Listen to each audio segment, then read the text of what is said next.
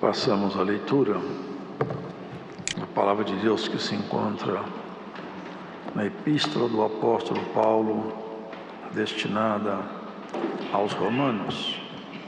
E já abri em cima, capítulo 4.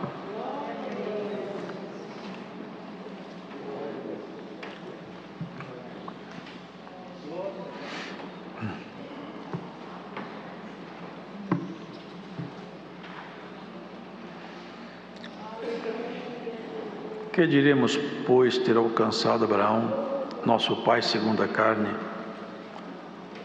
Porque se Abraão foi justificado pelas obras, tem de que se gloriar, mas não diante de Deus. Pois, que diz a Escritura? Creu Abraão a Deus, e isso lhe foi imputado como justiça. Ora, aquele que faz qualquer obra, não lhe é imputado o galardão segundo a graça, mas segundo a dívida. Mas aquele que não pratica, mas crê naquele que justifica o ímpio, a sua fé lhe é imputada como justiça. Assim também Davi declara: bem-aventurado o homem a quem Deus imputa justiça, sem as obras, dizendo: bem-aventurados aqueles cujas maldades são perdoadas e cujos pecados são cobertos.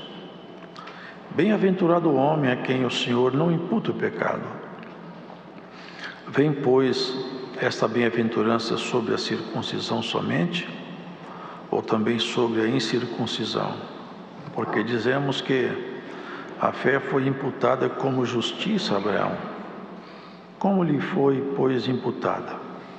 Estando na circuncisão ou na incircuncisão? Não na circuncisão, mas na incircuncisão. E recebeu o sinal da circuncisão, selo da justiça da fé, quando estava na incircuncisão, para que fosse pai de todos os que creem, estando eles também na incircuncisão, a fim de que também a justiça lhe seja imputada, e fosse pai da circuncisão, daqueles que não somente são da circuncisão, mas que também andam nas pisadas daquela fé de nosso pai Abraão, que tivera na incircuncisão. Porque a promessa de que havia de ser herdeiro do mundo não foi feita pela lei a Abraão ou a sua posteridade, mas pela justiça da fé. Porque se os que são da lei são herdeiros, logo a fé é vã e a promessa é aniquilada. Porque a lei opera a ira, porque onde não há lei, também não há transgressão. Portanto, é pela fé, para que seja segundo a graça, a fim de que a promessa seja firme a toda a posteridade. Não somente a que é da lei, mas também a que é da fé de Abraão, o qual é pai de todos nós. Como está escrito: por pai de muitas nações te constituí, perante aquele no qual creu, a saber, Deus, o qual vivifica os mortos e chama as coisas que não são como se já fossem, o qual, em esperança, creu contra a esperança que seria feito pai de muitas nações, conforme o que lhe fora dito: assim será a tua descendência. E não enfraqueceu na fé, nem atentou para o seu próprio corpo já amortecido, pois era já de quase 100 anos, nem tampouco para o amortecimento do ventre de Sara, e não duvidou da promessa de Deus por incredulidade, mas foi fortificado na fé, dando glórias a Deus, estando certíssimo de que o que ele tinha prometido também era poderoso para o fazer. Pelo que isso lhe foi também imputado como justiça. Ora, não só por causa dele está escrito que ele fosse tomado em conta, mas também por nós, a quem será tomado em conta, os que cremos naquele que dos mortos ressuscitou a Jesus, nosso Senhor, o qual por nossos pecados foi entregue e ressuscitou para a nossa justificação. compreensão humana do pecado, ela não é um processo natural. Entender o pecado não é resultado de uma reflexão. Lamentavelmente, o homem não consegue perceber o pecado. Em si mesmo, o homem não tem essa justiça. O homem não tem compreensão, a não ser que fosse instruído para entender o que é pecado e o que não seja pecado. Foi precisamente isso que a lei veio e foi entregue aos hebreus, determinando para ele as coisas que não podiam se fazer, as coisas que tinha que se fazer. E aquelas proibições, aquela lei, estabeleceu um marco, porque até então eles não sabiam que aquilo era pecado. Mas a partir do momento que eles recebem a lei, eles tomam conhecimento da lei e, por conseguinte, tomam conhecimento do pecado. Porque onde não tem lei, também não tem pecado. Mas aonde a lei é colocada, quem transgride torna-se transgressor. E precisamente isso aconteceu. Até Paulo, numa carta, ele fala: mas será possível que o que é bom se tornou mal para mim? A lei é santa, justa e boa, e para mim ela se tornou um laço. Mas tudo é um propósito de Deus para mostrar a excessiva malignidade do pecado ao homem. E assim foi, porque todo mal nasceu do pecado. Aliás, o pecado tem um parceiro indissociável. O pecado tem um sócio que ele não se afasta dele. O sócio do pecado é a morte. Eles andam sempre juntos. Então o pecado está associado à morte de uma forma definitiva. E os irmãos vejam, quando Adão pecou, Eva pecou, eles pecaram, já houve uma intervenção divina para cobrir a nudez deles. E houve então morte, teve derramamento de sangue. Eu não sei qual animal foi sacrificado, mas o Senhor fez para eles túnicas. A túnica é uma roupa que cobre todo o corpo, até próximo aos pés, para que não fique exposto à nudez, porque até então eles não tinham maldade na nudez, porque eles viviam num ambiente diferente daquele no qual agora, nessa altura após o pecado, foram achados. Ali só tinha uma lei, só essa: não coma do fruto da árvore da ciência do bem e do mal. Era a única lei, e foi quebrada, e houve intervenção de morte. Foi necessário um animal morrer. E daí para frente, irmãos, o que temos visto na terra é uma sucessão de coisas catastróficas, porque o pecado, tomando ocasião na fraqueza humana, ele se infiltrou por toda a sociedade. E a palavra fala: a alma que pecar, essa morrerá. Por isso, irmãos, e essa compreensão nossa da palavra de Deus é tão importante. Nós sabemos o que é que Deus pretende conosco e como Ele pretende. O que é ter perdoado os pecados? Porque, irmãos, imagina isso. Uma pessoa, antigamente a lepra, ela não tinha tratamento. Hoje ela tem tratamento. Uma vez diagnosticado, o processo é interrompido. Mas a lepra, ela era muito triste porque ela é deformante, ela exala mau cheiro e ela ainda amputa os membros. Então as pessoas perdiam o dedo, depois perdiam a mão, perdiam a orelha. E não podia ficar perto de ninguém porque ela é altamente contagiosa. Para nós entendermos uma linguagem, aqui numa comparação, imagina uma pessoa totalmente leprosa, deformada, cheirando mal. Seus vestidos também estão todos cheios de impureza, rasgados, rotos, sujos, mal cheirosos. O perdão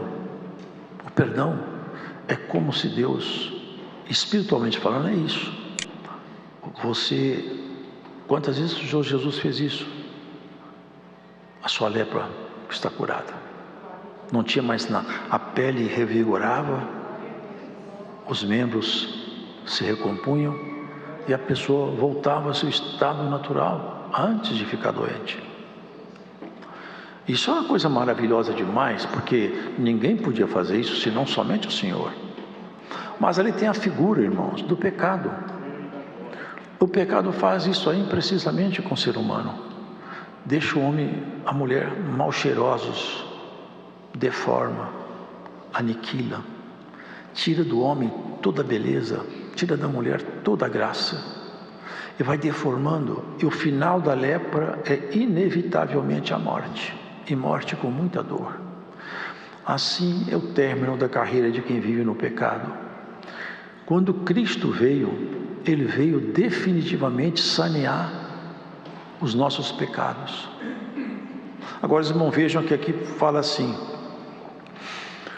Abraão foi justificado pela fé. Porque se Abraão foi justificado pelas obras, tem de que se gloriar, mas não diante de Deus. Aí ele fala: se fosse o caso de Abraão ter feito uma obra tão grande, que ele pudesse se justificar perante Deus pelas obras, é assim mais ou menos como se alguém quisesse construir uma escada daqui na terra para ver se ela tocava alguma estrela no espaço sideral. É mais fácil nós construir essa escada do que nós termos uma obra suficiente para nós quitarmos a nossa dívida de pecado, porque as nossas obras sempre são insuficientes, porque o preço do pecado é muito caro. Não se paga pecado de qualquer maneira. E depois tem isso: paga o pecado, depois pega outra vez. Como que fica a dívida? Como que fica o sacrifício do Senhor se Ele te perdoa e você torna a tropeçar? Ele vai te jogar fora? Tem jeito? Irmãos, aí que está a misericórdia e o conhecimento de Deus. É como se Deus restaurasse a nossa vida espiritual, e de fato Ele fez isso. Tirou de nós a lepra. Mas ainda precisava de alguma coisa a mais, porque nós não podemos mostrar nossa nudez, nós precisamos de nos proteger. Ele fez túnica para Adão, cobriu Eva com sua túnica.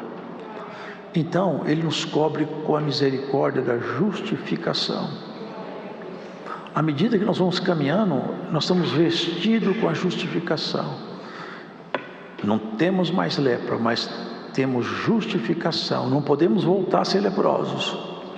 Se demos uma escorregada, temos que voltar atrás, pedir perdão, humilhar, até nós sentirmos o perdão do Senhor. Porque se nós morrermos na prática do pecado, podem anunciar, como anunciam por aí, que não tem jeito de perder mais a salvação. Quem morrer em pecado não verá a alva. Não sou eu que falo, o texto bíblico fala isso. Enquanto nós estamos aqui, tem jeito. João viu uma multidão tão grande que ele nem podia contar, de todas as nações, raças, tribos e línguas. E eles estavam com palma na mão e tinham todos uma característica comum: todos vestidos de branco, de linho fino, que são a justiça dos santos. Então, irmãos, é isso. Essa obra maravilhosa, Paulo discorre sobre ela, a justificação pela fé. Não adianta a pessoa tentar se mostrar como alguma coisa.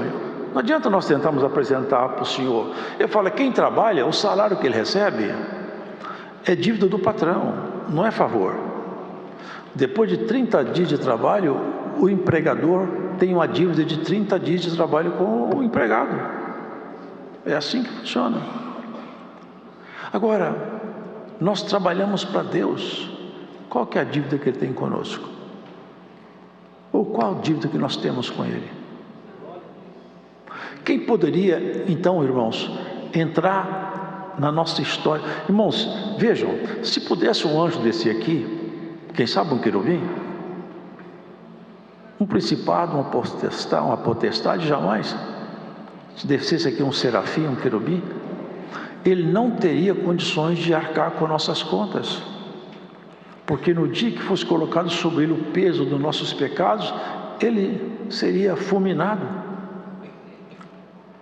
Nós falamos assim: Pai, Filho e Espírito Santo, geralmente nessa ordem. Eu penso isso: Pai, Filho e Espírito. Pai, Cristo, o Espírito Santo.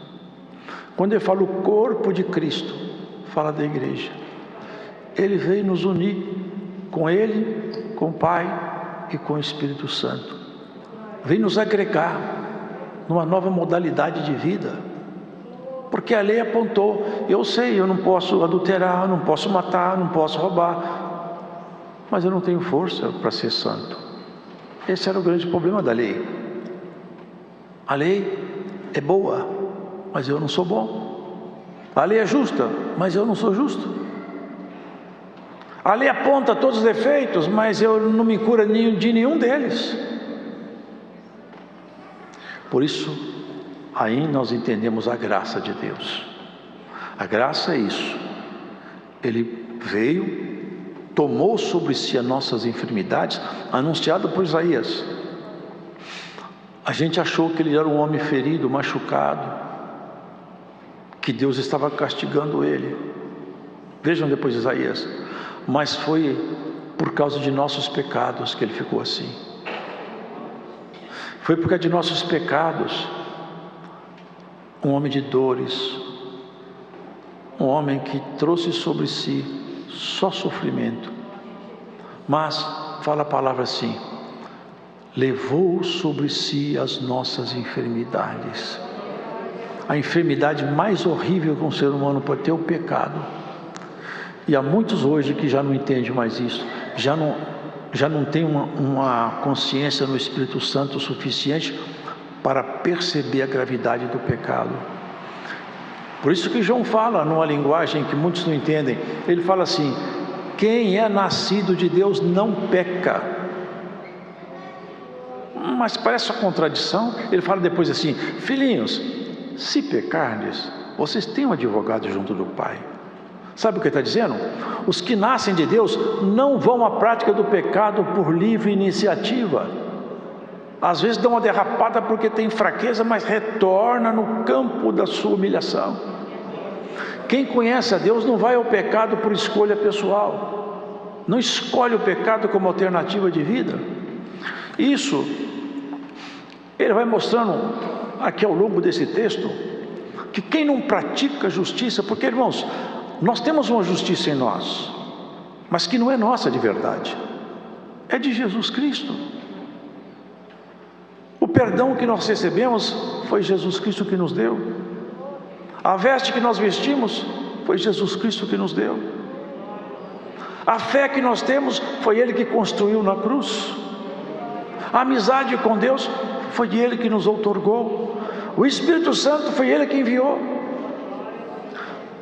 Ele que fez tudo, é Ele que faz tudo. Então seja dada glória somente a Ele. Ninguém pode se gloriar, ninguém pode bater no peito, porque Abraão fez alguns feitos que são memoráveis.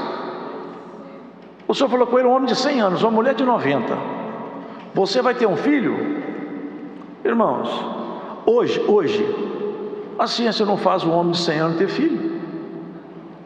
E naquele tempo ele podia falar: isso aqui é impossível, mas quem falou comigo foi Deus. A partir do momento que Deus conversou comigo, tudo é possível. Por isso que Paulo fala: eu posso todas as coisas naquele que me fortalece. E se você crê, todas as coisas são possíveis para aquele que crê. Haja o que houver, Deus pode fazer por você alguma coisa nova. Crer não é encontrar razão que explica porque eu vou ter uma saída. Crer é não encontrar razão nenhuma, é confiar só. Eu só confio. Vai dar certo? Vai, porque Deus está comigo. É tudo que eu sei. É tudo que eu preciso saber. Eu falo sempre isso, eu acho maravilhoso, que na história da humanidade tem um segredo descoberto. Aqui, no final de tudo, em Apocalipse, Está escrito aqui, ó. E eis que abriu-se um livro, o livro da vida. Já tudo acabou para Deus. Eu sei o final dessa guerra. Isso que basta para nós. Nós sabemos como vai terminar tudo isso aqui. Tem um filho, mas ele creu. Até Sara não deu conta. Ela começou a rir atrás da tenda. É só o que me faltava. Ter filho com 90 anos é cada uma que eu escuto. Ela estava atrás da tenda rindo. Mas ela não sabia que do lado de lá, quem estava lá era o rei. Por que tu riste, Sara? Ela ficou com medo. Eu não ri. Não fala que você não riu, porque eu te vi rindo.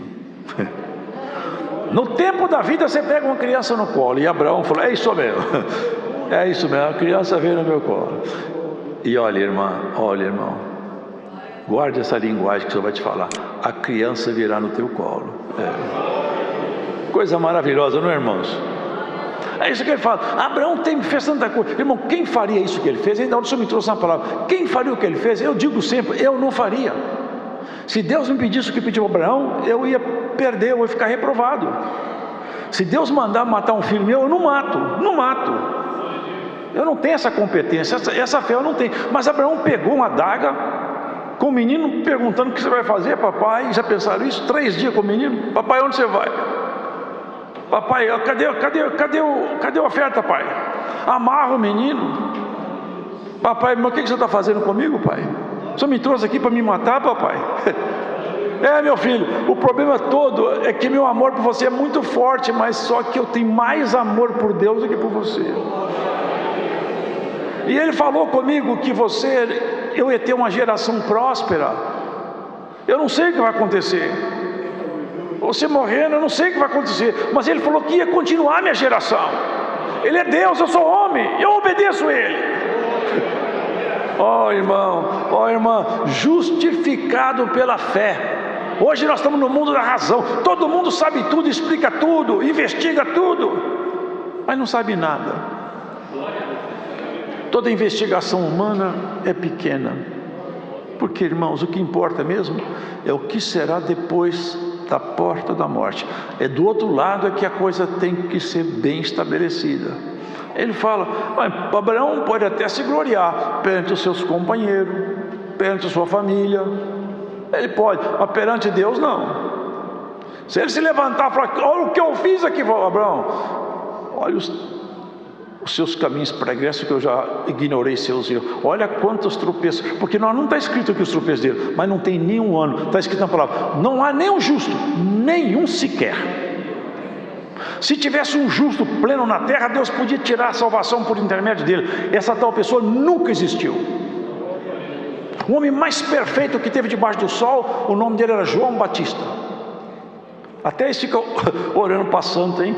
Que é uma perda de tempo. Mas se fosse orar para o homem, o nome certo era João Batista, porque está escrito: dos nascidos de mulher, não há nenhum homem maior do que João Batista. Mas só que não pode orar para ele, porque ele falou: esse é a luz, eu não sou luz. Importa que ele cresça, que eu diminua. Eu não sou digno nem de desamarrar a correia do sapato dele. Irmãos, ele lá no cárcere, quando a coisa gravou, nasceu nele uma questão: o homem mais excelente do planeta. O Senhor falou: dos nascidos de mulher, nunca teve um homem da envergadura de João. Mandou 2 discípulos, porque a coisa apertou. Jesus não tomava posse do reino, a coisa não acontecia. Cadê os cavalos? Cadê os soldados? Cadê o movimento do exército? Cadê o assinalamento do reinado? Davi dava uns brados de guerra, tinha valente. Cadê os valentes de Jesus? Cadê a cavalariça?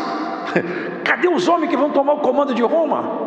Roma nos oprime. Quem vai derrubar o poder de Roma? Quem vai derribar o Júlio César?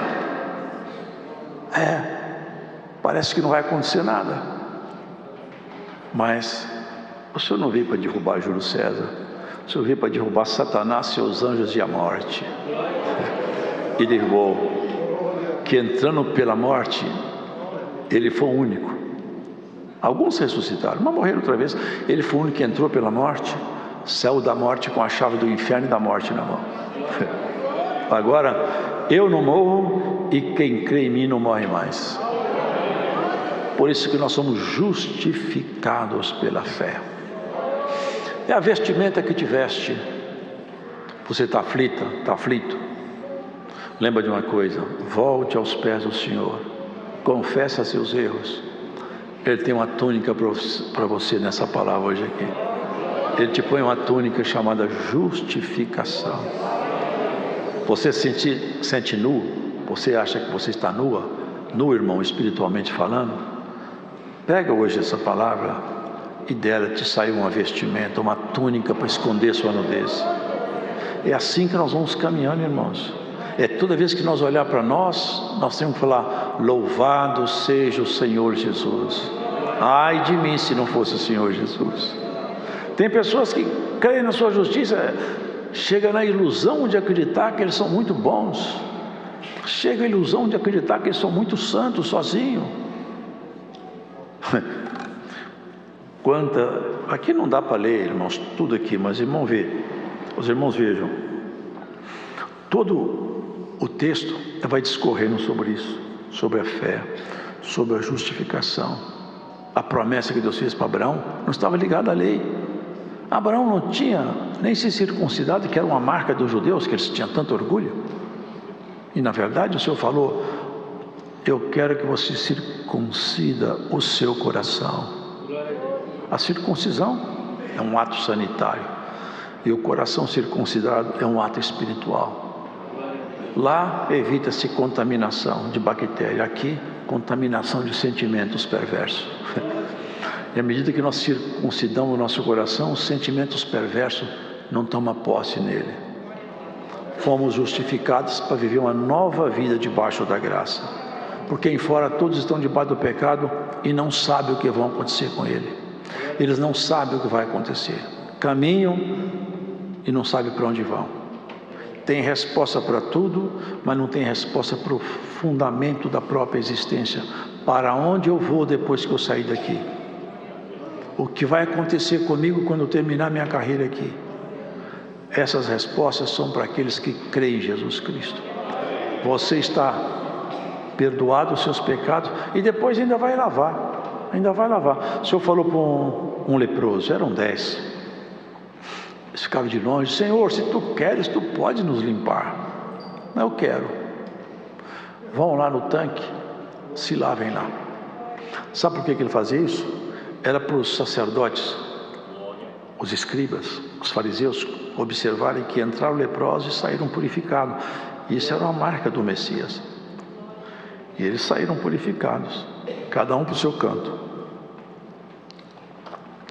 Os irmãos sabem que um deles não conseguiu voltar para casa. Foi atrás de Jesus, olhava, falava: como que pode? Jesus fez isso para mim. Eu tenho que encontrar esse homem outra vez. Eu tenho que ser grato a esse homem. Chegou perto do Senhor, ele deitou, pôs o nariz no chão. Oh Senhor, o Senhor me fez um grande bem. Aquela lepra, ela já está fora de você. Agora eu te curo da segunda lepra. Teus pecados estão perdoados. Maravilhoso, não é, irmãos? Essa é a obra de Jesus. Por isso que nós batizamos. A lepra saiu. Vamos lá lavar nossos corpos nas águas pela fé, porque batismo sem fé não tem nenhuma eficácia. Mas quando eu creio, eu sou purificado pela fé. E quando eu batismo, eu sou lavado pela mesma fé que me levou às águas, me levou a confessar que eu vou sepultar o homem antigo, vou enterrá-lo para sempre, nunca mais ele vai nascer. E bem-aventurado seremos nós, se o homem antigo nunca mais, quando eu falo homens, entende a muleta, nunca mais voltar a ressuscitar. Quando nós sepultamos o nosso homem antigo, uma vez eu vi alguém falar, eu achei até interessante. Quando eu batizei, eu achei que eu tinha afogado o velho homem, mas o desgraçado sabe nadar, não morreu. Sabe por quê? Não é a água que mata ele, é a fé em Jesus. É a fé em Jesus. É a fé que mata o homem antigo. É ela que silencia o homem antigo, a mulher antiga. Silencia as paixões infames, as inclinações ocultas. É a fé em Jesus que te faz ser uma pessoa celestial. É que te faz brilhar na escuridão. É que te faz ter um nome na eternidade. É que te faz ter amizade com o Rei dos Reis. É que te faz diferente de todos que caminham na direção da morte. Aqui, sabe o que é isso aqui? Em Salmo fala, os que habitam no... Sabe o que está escrito sobre isso aqui? Na mansão dos mortos ninguém louva a Deus, nem os que descem ao silêncio. Vocês entendem essa linguajar? O que desce ao silêncio é os que morrem. Mas é a mansão dos mortos. Esse planeta aqui é a mansão de mortos. Um dia o Senhor falou para alguém, que ele falou: me siga. Falou: eu te sigo, mas deixa eu enterrar meu pai. O pai dele não estava morto, os irmãos sabem isso. Ele falou: deixa eu cuidar de meu pai, quando ele morrer eu enterro ele, eu vou te seguir, que eu tenho um compromisso com meu pai. Olha a resposta de Jesus: deixai que os mortos enterrem seus mortos. Vocês já viram um morto levantado da sepultura para enterrar outro? Deixa que os mortos enterrem seus mortos. Esses aí estão mortos, eles não querem me ouvir, eles não aceitam a minha palavra. Você já aceitou, deixa eles junto com os mortos, você fica junto com os vivos. Ô irmã, fica junto com os vivos. Deixa os mortos enterrar seus mortos. Segue a Jesus Cristo. Hoje o laço de Jesus te pega nessa palavra: venha após mim e me siga, te diz o Senhor. Tome a tua cruz e não volte atrás. Deixa os mortos enterrar seus mortos. Deixa os mortos gritarem os seus palavrões, as suas paixões, as suas inclinações, as prostituições, as bebedices. Deixa que eles se divirtam aqui, porque é o único lugar que tem diversão. Depois é só choro. E aqui é o único lugar que tem choro. Depois é só alegria. O crente, você vai chorar só aqui, que lá é casa de consolação, casa de paz, nome novo, glória nova. Tudo lá reflete a própria excelência da eternidade. Bem-aventurados são aqueles que não querem voltar para trás. O Senhor fala, sabe o que o Senhor fala? A minha alma não tem prazer naquele que recua. E nós não somos aquele que recuamos, nós somos aqueles que vão até o fim. Chega lá, numa linguagem assim, figurada, né? Se nós pudéssemos fazer isso, mas é o Senhor Jesus que nos leva lá. Ele vai nos levando. Mas lá, ó, não vamos precisar de bater na porta. Eu cheguei. Não, a porta está aberta. E você não vai chegar lá sozinho, você vai chegar lá com a multidão dos anjos. O céu vai se abrir, descerão a miríade, a infinitude dos anjos vão descer aqui e vão sair pelo planeta todinho, correndo, pegando os salvos. Esse aqui é da casa de Jacó, esse aqui é o bichinho de Israel. Vamos embora, vamos embora. E que dia maravilhoso. Isso aqui é um lugar onde a gente morre, mas lá é um lugar onde a gente vive. Não põe suas moedas tudo aqui não. Segue o Senhor. Você já não está leprosa, você não está leproso, suas vestes não estão rasgadas, pingou em algumas coisas aí, tem umas coisas meio sujas aí na sua veste. Lava nas águas dessa palavra, lava aí. Tem umas manchas na sua veste aí, lava nessa palavra. Se você não se justificar, você vai ficar nu, você vai ficar nua, você vai morrer de vergonha. Se esconda nessa túnica da justificação. Todos os dias você tem que estar vestido com ela e agradecer. Te agradeço, Senhor, por mais um dia. Te agradeço pelo alimento. Agradeço a Ti até pelo choro. Eu já contei aqui. Eu vi um menino de 5 anos. Não vou contar o testemunho todo aqui. Eu já contei. 5 aninhos, sofrendo dores de câncer, com uma perninha amputada. Eu nunca posso esquecer a palavra dela. Eu falei: filhinha, o que você fala para Deus quando a dor aperta de noite e você está sozinha? Ela falou comigo assim, olhando nos meus olhos: irmão Luiz, eu falo assim: meu Deus, muito obrigado por tudo que o Senhor faz eu passar. Vocês já pensaram na grandeza de uma anjinha dessa? Nós queremos achar tudo difícil, tudo complicado. Mas olha, quem está com Deus não tem nada muito difícil. Tudo tem jeito, tudo é possível. É o que Abraão falou, quem falou foi o Senhor, vai dar certo. Vai dar certo, ele sabe tudo. Eu vou confiar nele. E assim nós vamos seguindo a nossa história. Justificados, perdoados, amados e um dia ainda exaltados para morar com ele. Deus seja louvado.